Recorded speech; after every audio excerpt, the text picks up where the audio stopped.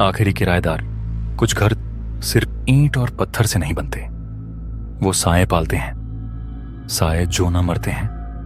रिया 24 साल की आत्मविश्वास से भरी एक सूटकेस खींचते हुए पुरानी इमारत में प्रवेश करती है।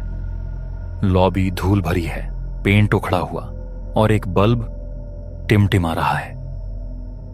कैमरा एक टूटे हुए आईने पर रुकता है जिसमें रिया का चेहरा और उसके पीछे एक धुंधली आकृति दिखती है।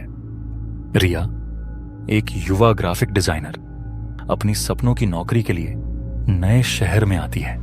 पैसे बचाने के लिए वह रोजविला नाम की एक पुरानी इमारत में बेहद सस्ता फ्लैट किराए पर लेती है, जिसकी बदनामी की अफवाहें हैं। मकान मालिक, एक सूखा सा बूढ़ा आदमी, गहरी आंखों वाला, उसे चाबियां देते हुए चेतावनी देता है। मकान मालिक कर्कश आवाज में घूरते हुए, यहां लोग ज्यादा दिन नहीं टिकते। ये फ्लैट खुद चुनता है कि कौन रहेगा। डरपोक तो नहीं हो ना? रिया इसे मजाक समझकर हंस देती है और किराया दे देती है। उसे फ्लैट में नमी की हल्की गंध और दीवारों से आने वाली हल्की गूंज महसूस होती है, जिसे वह नजरअंदाज कर देती है। पहली रात ठीक 3:15 बजे रिया को दीवारों के भीतर से ठक ठक की आवाज सुनाई देती है, जैसे कोई धीमा दिल धड़क रहा हो। वह उठ बैठती है। दिल तेजी से धड़कता है, लेकिन आवाज रुक जाती है। सन्नाटा और भारी लगता है। अगली सुबह वह देखती है कि उसका सामान हल्का सा इधर उधर हुआ है। कॉफी का मग गलत शेल्फ पर, जूते उल्टे, और उसका स्केचबुक एक ऐसे पन्ने पर खुला है जिस पर उसने कुछ नहीं बनाया। पन्ने पर एक औरत के चेहरे का हल्का पेंसिल स्केच है, जिसकी आंखें खुरच दी गई हैं। एक शाम आईने में बाल संवारते वक्त रिया को अपने पीछे एक सफेद साड़ी में लिपटी एक आकृति दिखती है, सिर असामान्य रूप से झुका हुआ। वह पलटती है, कुछ नहीं। आईना अब सिर्फ उसका डरा हुआ चेहरा दिखाता है। रिया इसे तनाव का वहम समझने की कोशिश करती है, लेकिन तभी उसे फर्श की एक डीली टाइल के नीचे एक पुरानी चमड़े की डायरी मिलती है। कवर पर सूखे खून जैसे दाग हैं। डायरी मीरा नाम की एक पुरानी किराएदार की है। शुरुआती पन्ने उत्साह से भरे हैं, जिसमें वह रोज विला में आने की खुशी लिखती है, लेकिन धीरे धीरे टोन बदलता है। डायरी के अंश नरेटर मीरा की कांपती आवाज में पढ़ता है। पहले दिन से दीवारें मुझे घूरती हैं। रात को लगता है कोई मेरे सिरहाने खड़ा है। वो मुझसे बात करती है, कहती है मुझे फिर से जीना है, तुम मेरी मदद करोगी ना? मैंने दरवाजा खोलने की कोशिश की, लेकिन वो गायब था। खिड़की के बाहर सिर्फ दीवार, आखिरी पन्ना टेढ़ी मेढ़ी बेतरतीब लिखावट में। अगर तुम ये पढ़ रही हो, वो तुम्हें देख रही है, उसे सोते वक्त मत देखने देना।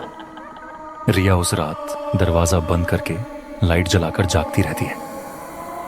ठीक 3:15 बजे दीवारों से फिर थक थक की आवाज। इस बार एक ठंडी खनखनाती फुसफुसाहट सुनाई देती है।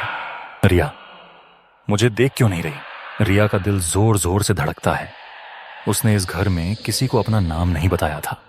वह घबराकर दरवाजे की ओर भागती है, लेकिन दरवाजा गायब है। उसकी जगह सिर्फ एक ठोस दीवार। वह खिड़की तोड़ने की कोशिश करती है, लेकिन बाहर सिरा एक और ईंट की दीवार। टीवी अपने आप चालू हो जाता है। स्क्रीन पर रिया की सोते हुए की रिकॉर्डिंग चल रही है, लेकिन वह याद नहीं करती कि कोई कैमरा था। स्क्रीन में उसका प्रतिबिंब दिखता है और उसके पीछे एक और चेहरा। लंबे काले बाल, सफेद साड़ी और एक मुस्कान जो इंसानी नहीं लगती। रिया चीखते हुए पीछे हटती है, लेकिन टीवी बंद नहीं होता। रिया बेहोश होकर फर्श पर गिरी थी। सुबह उठती है, सब कुछ सामान्य लगता है। वह घबराई हुई मकान मालिक के पास भागती है। मकान मालिक हैरानी और डर के साथ, तू अब भी जिंदा है? कोई 3 रात से ज्यादा नहीं टिक पाया आज तक।